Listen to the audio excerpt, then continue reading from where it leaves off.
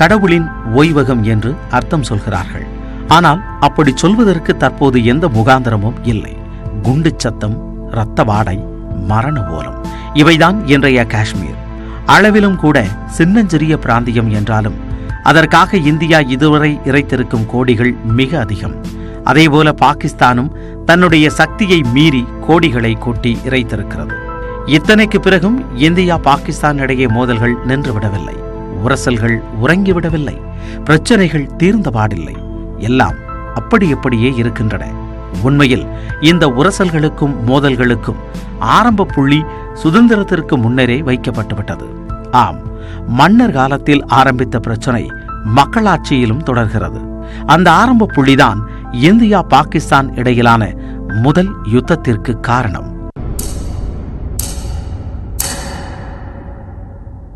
இந்து மத ஆர்வலரான மன்னர் ஹரிசிங்கின் ஆளுகைக்கு உட்பட்ட ஜம்மு காஷ்மீர் பகுதியில் முஸ்லிம்களின் எண்ணிக்கை சற்றேறக்குறைய 77%.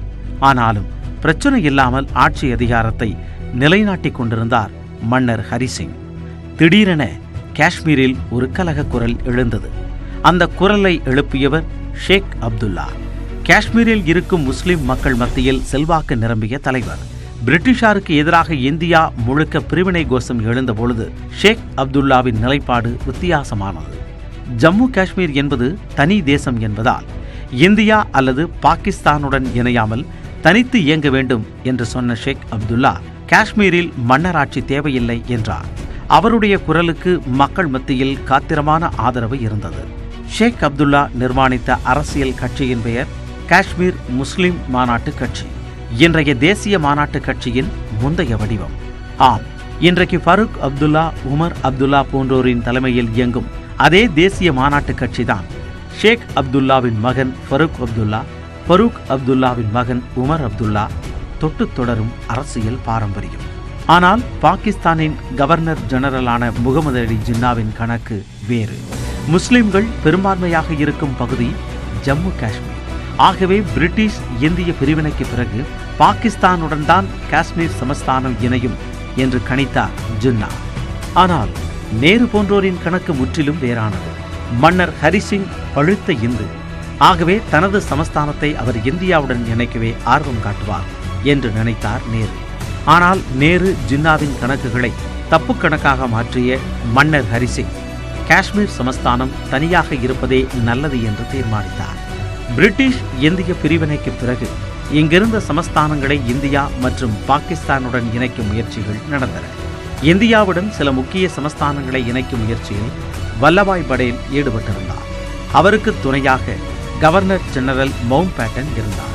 ஜூனாகத், ஐதராபாத், ஜம்மு காஷ்மீர் ஆகிய சமஸ்தானங்கள் இந்தியாவுடன் இணைய முரண்டு பிடித்தன.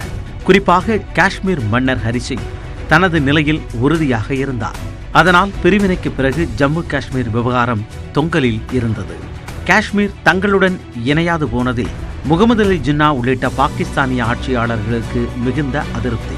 பிரதமர் லியாகத் அலிகான், இராணுவ தளபதி மற்றும் சில இராணுவ அதிகாரிகள் குழு தீவிர ஆலோசனையில் இறங்கியது. பக்குவமாக திட்டமிட்டு அதிரடியாக யுத்தம் நடத்தினால் காஷ்மீர் கைக்கு வந்துவிடும் என்று ஜின்னாவுக்கு ஆசை காட்டினர். இந்தியாவுடன் யுத்தம் நடத்தலாம் என்று சொன்னதும் ஜின்னாவுக்கு பழைய நினைவுகள் வரத் தொடங்கின. பிரிட்டிஷ் இந்தியாவில் பிரிவினை பற்றிய விவாதங்கள் அனல் கிளப்பிக் கொண்டிருந்த காலகட்டம் அது. தூங்கும் பொழுது கூட பாகிஸ்தான் பாகிஸ்தான் என்றே முணங்கிக் கொண்டிருந்தார் முகமது அலி ஜின்னா. கல்லூரி, கருத்தரங்கு என்று எது கிடைத்தாலும் சரி, அத்தனை வாய்ப்புகளையும் பிரிவினைக்கு சாதகமாக சிந்தாமல் சிதறாமல் பயன்படுத்துவதில் முனைப்பு காட்டிக் கொண்டிருந்தார். அப்படி ஒரு நாள் மாணவர்கள் சிலரை சந்தித்து பேசினார் ஜின்னா. அப்போது கூட்டத்தில் இருந்த இளைஞர் ஒருவர் ஜின்னாவிடம் கேள்வி ஒன்றை எழுப்பினார். ஒருவேளை இந்தியாவிலிருந்து பிரிந்து பாகிஸ்தான் என்ற தனி தேசம் உருவாக்கி விடுகிறது என்று வைத்துக் கொள்ளுங்கள். அதன் பிறகு ஏதேனும் ஒரு மூன்றாவது நாடு இந்தியா மீது யுத்தம் தொடுத்தால் பாகிஸ்தானின் இராணுவம் என்ன செய்யும்? பொட்டில் அடித்தது போல இருந்தது ஜின்னாவுக்கு. பிரிவினை தொடர்பாக பெரிய பெரிய தலைவர்களுடன் எல்லாம் காரசாரமாக விவாதித்து ஆதரவை திரட்டி கொண்டிருந்த ஜின்னாவுக்கு அந்த மாணவர் எழுப்பிய கேள்வி ஆகப்பெரிய தர்ம சங்கடத்தை கொடுத்தது. எத்தனை நுட்பமான கேள்வி அது! என்ன பதில் சொல்வதென்று ஜின்னாவுக்கு பிடிபடவில்லை. சில நொடிகள் யோசித்த ஜின்னா சட்டென்று சுதாரித்துக் கொண்டு ஒரு பதிலை சொன்னார். எதிரிகளை தோற்கடிக்க பாகிஸ்தானிய வீரர்கள் இந்திய இராணுவத்துடன் கைகோர்த்து செயல்படுவார்கள். ஜின்னாவின் பதிலில் இன்னொரு முக்கியமான சங்கதியும் ஒளிந்திருந்தது. அன்றைய சூழலில் மூன்றாவது எதிரி பற்றிய சிந்தனைதான் இரு நாட்டு மக்களுக்கும் இருந்ததே தவிர இந்தியாவுக்கும் பாகிஸ்தானும் பரஸ்பரம் சண்டையிட்டுக் கொள்ளும் என்று யாரும் எதிர்பார்த்திருக்கவில்லை.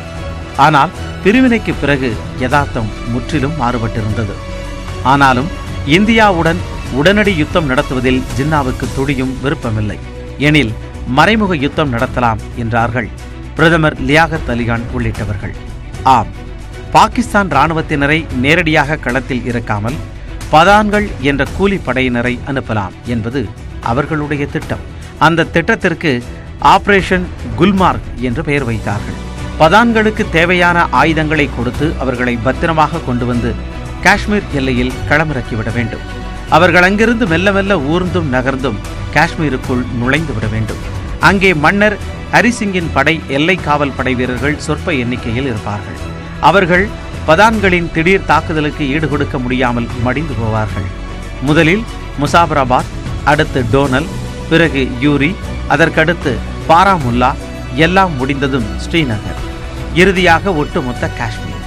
திட்டம் இதுதான், பார்த்து பார்த்து போடப்பட்ட திட்டம். பதான்களின் முதல் பிரிவு காஷ்மீர் எல்லைக்குள் நுழைந்த தினம் அக்டோபர் 22, 1947. எதிர்ப்பட்ட ஹரிசிங்கின் படையினரை மின்னல் வேகத்தில் நெட்டி தள்ளிவிட்டு முசாபராபாத்திற்குள் நுழைந்து விட்டனர் பதான்கள். அடிக்க வேண்டும், கண்ணில் தென்பட்டவர்களையெல்லாம் சுட்டு தள்ள வேண்டும் என்று பாகிஸ்தான் அதிகாரிகள் சொன்ன வார்த்தைகள் பதான்களின் காதுகளில் மந்திரம் போல மீண்டும் மீண்டும் ஒலித்தன.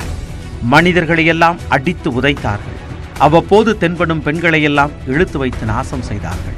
கண்ணில் தட்டுப்பட்ட கடை வீடுகளை தகர்த்து அங்கிருந்த பொருட்களையும் கொள்ளையடித்தார்கள். அவர்களுக்கு தரப்பட்டிருந்த வாக்குறுதிகளில் ஒன்று ஸ்ரீநகரில் உள்ள சொத்துக்களை எல்லாம் எடுத்துக் கொள்ளலாம் என்பதுதான். அதை நிறைவேற்றும் காரியத்தை முசாபராபாத்தில் இருந்தே தொடங்கிவிட்டனர் பதான்கள். எங்கு பார்த்தாலும் கலவரம், பதற்றம், மரண ஓலம். ஆனால் அவை எதுவும் மன்னர் ஹரிசிங்கின் காதுகளுக்கு கேட்கவே இல்லை. ஆனால் விஷயம் இந்தியாவின் செவிகளுக்குள் நுழைந்துவிட்டது. இந்தியா என்றால் கவர்னர் ஜெனரல் மவுண்ட் பேட்டனுக்கு. அவருடைய அணுக்க நண்பர்கள் சிலர் ஜம்மு காஷ்மீர் பகுதியில் தங்கியிருந்தனர். விஷயம் மெல்ல அவர்களுடைய கவனத்திற்கு செல்ல வந்த விஷயத்தை சிந்தாமல் சிதறாமல் மவுண்ட் பேட்டனுக்கு அனுப்பி வைத்தனர். மவுண்ட் பேட்டன் மூலமாக பிரதமர் நேருவுக்கு சென்றது. இறுதியாக மன்னர் ஹரிசிங்குக்கு சென்றது. வத்திப்பெட்டி சைஸ் இராணுவத்தை வைத்துக் கொண்டு முரட்டு பதான்களை எதிர்கொள்வது சிரமம். ஒருவேளை சமாளித்தாலும் அவர்களுக்கு உதவியாக பாகிஸ்தான் இராணுவம் காஷ்மீருக்குள் நுழையாது என்று சொல்ல முடியாது. அப்படி அவர்கள் வந்தால் திண்டாட்டம்தான். பேசாமல் இந்தியாவின் உதவியை கோருவதென முடிவு செய்துவிட்டார் மன்னர் ஹரிசிங். இராணுவத்தை அனுப்பி எங்களை காப்பாற்றுங்கள் என்று இந்திய பிரதமர் நேருவை கேட்டுக்கொண்டார் மன்னர் ஹரிசிங். அதற்காகவே காத்து கொண்டிருந்தார் நேரு. ஆனாலும் உடனடியாக இராணுவத்தை அனுப்புவதில் நேருவுக்கு உடன்பாடில்லை. ஒருவேளை அனுப்பினால் அதையே சாக்காக வைத்துக்கொண்டு பாகிஸ்தானும் இராணுவத்தை அனுப்பலாம். தேவையில்லாமல் பிரச்சனையை பெரிதாக்க வேண்டாம் என்றார் மவுண்ட் பேட்டன். முதலில் காஷ்மீரை இந்தியாவுடன் தற்காலிகமாக இணைத்து விடுங்கள், பிறகு மற்ற விஷயங்களை வாக்கெடுப்பு நடத்தி முடிவு செய்து கொள்ளலாம் என்று மன்னர் ஹரிசிங்கிடம் சொல்வோம். ஒப்பந்தம் கையெழுத்தாகும். அதன் பிறகு இந்திய இராணுவத்தை காஷ்மீருக்குள் அனுப்பி பதான்களை அப்புறப்படுத்தலாம் என்று முடிவானது. காஷ்மீரின் நிலைமை எப்படி இருக்கிறது என்று பார்த்து வருவதற்காக வெளியுறவுத்துறை உயரதிகாரி VP மேனன், இராணுவ தளபதி சாம் மானக்ஷா உள்ளிட்ட உயர்மட்ட குழு காஷ்மீர் புறப்பட்டது. மன்னர் ஹரிசிங் வெலவெலத்து போயிருக்கிறார் என்பதை பார்த்த மாத்திரத்திலேயே எல்லோராலும் புரிந்து கொள்ள முடிந்தது. இணைப்பு தொடர்பாக சில நிமிடங்கள் பேசினர். பிறகு நிலைமை சிக்கலாக இருப்பதால் உடனடியாக ஜம்முவுக்கு சென்று விடுமாறு VP மேனன் கொடுத்த ஆலோசனையின்படி மன்னர் ஹரிசிங் ஜம்முவுக்கு புறப்பட்டார். இத்தனை விஷயங்களும் அந்தரங்கமாக நடந்து கொண்டிருக்க பாராமுல்லா பரலோகமாக மாறிக்கொண்டிருந்தது. அங்கே பதான்கள் பேயாட்டம் ஆடிக்கொண்டிருந்தனர். அவர்களுடைய முரட்டுத்தனமான தாக்குதல்களுக்கு அங்கிருந்த தேவாலயம் ஒன்று மோசமான முறையில் இரையாகியது. இதற்கிடையே மன்னர் ஹரிசிங்கிடம் பேசிவிட்டு டெல்லி வந்திறங்கிய VP மேனன் நேரே பிரதமர் நேரு, மவுண்ட் பேட்டன் ஆகியோரிடம் ஆலோசனை நடத்தினார். பிறகு ஜம்மு சென்று மன்னர் ஹரிசிங்கை சந்தித்து பேசினார். அப்போது காஷ்மீரை இந்தியாவுடன் இணைத்துக் கொள்வதற்கான முழு சம்மதத்தையும் தெரிவித்தார் மன்னர் ஹரிசிங். அதற்கான கடிதத்தை வாங்கிக் கொண்டு டெல்லி புறப்பட்ட VP மேனன் அதனை மவுண்ட் பேட்டன், நேரு உள்ளிட்டோரிடம் ஒப்படைத்தார். அதனைத் தொடர்ந்து காஷ்மீர் இணைப்புக்கான சட்ட நடவடிக்கைகள் மேற்கொள்ளப்பட்டன. எல்லாம் முடிந்து 1947 ஆண்டு அக்டோபர் 26 அன்று இந்தியாவுடன் காஷ்மீரை இணைக்கும் ஒப்பந்தம் கையெழுத்தானது. அதனைத் தொடர்ந்து இந்திய ராணுவத்தை ஸ்ரீநகர் நோக்கி அணிவகுக்குமாறு உத்தரவிட்டார் பிரதமர் நேரு. அதன் அர்த்தம் இந்தியா தனது ஆளுகைக்குள் உள்ள காஷ்மீருக்குள் அத்துமீறி நுழைந்திருக்கும் பாகிஸ்தான் ஆதரவு படையினருக்கு எதிராக யுத்தத்தை நடத்தும் என்பதுதான். பேருந்துகள், லாரிகள், ரயில், விமானம் என்று எல்லாவற்றிலும் ராணுவ வீரர்கள் ஏற்றப்பட்டனர். எல்லா வாகனமும் காஷ்மீரின் முக்கிய பகுதிகளை நோக்கி விரைந்தன. மீசையை முறுக்கிக் கொண்டு முதலில் கிளம்பியது சீக்கிய படைதான். எந்த காரணத்தை முன்னிட்டும் ஸ்ரீநகர் விமான நிலையம் எதிரிகளின் கையில் சிக்கிவிடாத வகையில் அரணமைக்க வேண்டும் என்பதுதான் சீக்கிய படையின் திட்டம். நினைத்தபடியே ஸ்ரீநகரை சுற்றி வளைத்துவிட்டனர். இதற்கிடையே பாராமுல்லாவை புரட்டி தள்ளிவிட்டு ஸ்ரீநகர் விமான நிலையம் நோக்கி வந்து கொண்டிருந்தது பதான்களின் படை.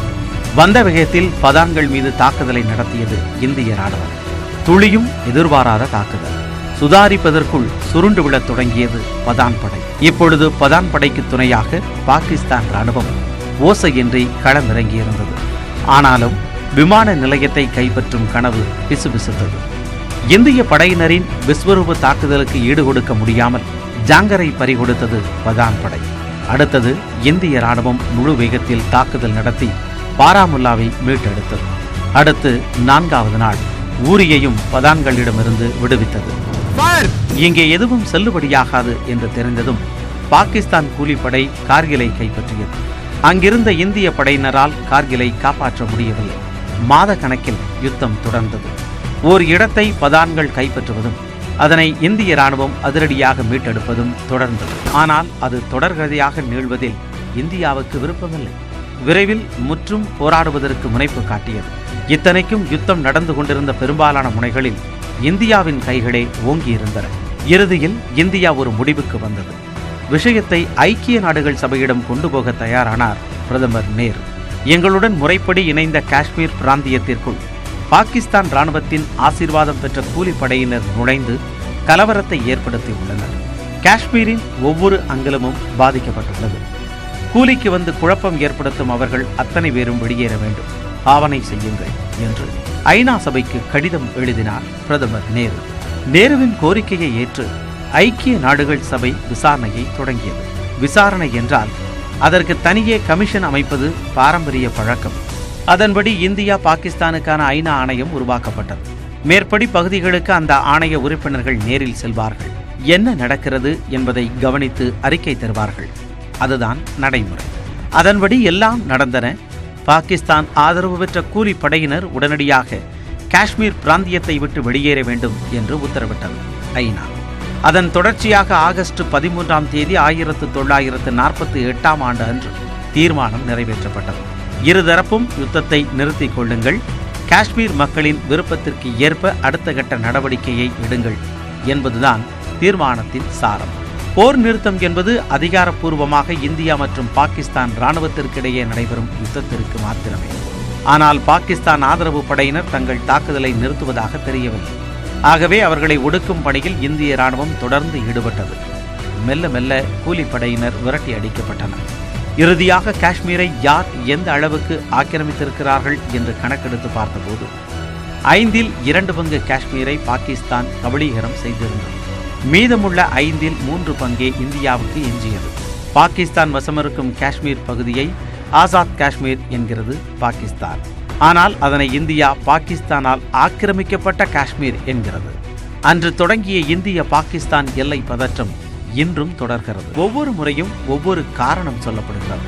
இன்னும் சொல்லப்போனால் இந்தியா பாகிஸ்தான் இடையே சுதந்திரத்திற்கு பிறகு நடந்த முதல் யுத்தத்திற்கு பிறகு 1965 ஆண்டு ஒரு முறையும் 1971 ஆண்டு ஒரு முறையும் 1999 ஒரு முறையும் என மொத்தம் 4 யுத்தங்கள் நடந்திருக்கின்றன. எல்லாவற்றிலும் இந்தியாவின் கைகளே பெருமளவு ஓங்கியிருந்துள்ளன. ஆனாலும் பாகிஸ்தான் தன்னுடைய யுத்த ஆர்வத்தை துளியும் குறைத்துக் கொள்ளவில்லை. அதற்கு ஒரே காரணம் காஷ்மீர்.